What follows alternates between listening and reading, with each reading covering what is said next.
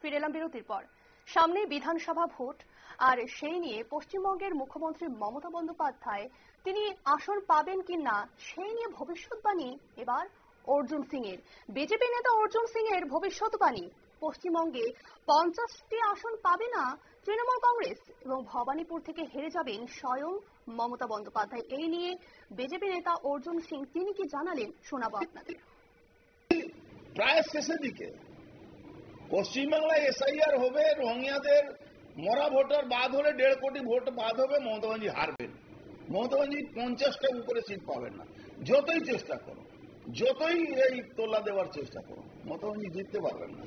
মমতা ব্যানার্জি এবার ভবানীপুরে হারবেন নিজের এলাকায়।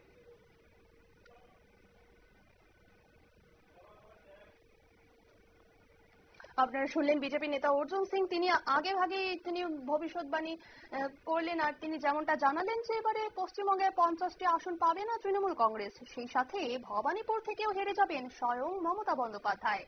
নিয়ে নিচ্ছে ছোট্ট একটি বিজ্ঞাপন বিরতির সঙ্গে থাকুন।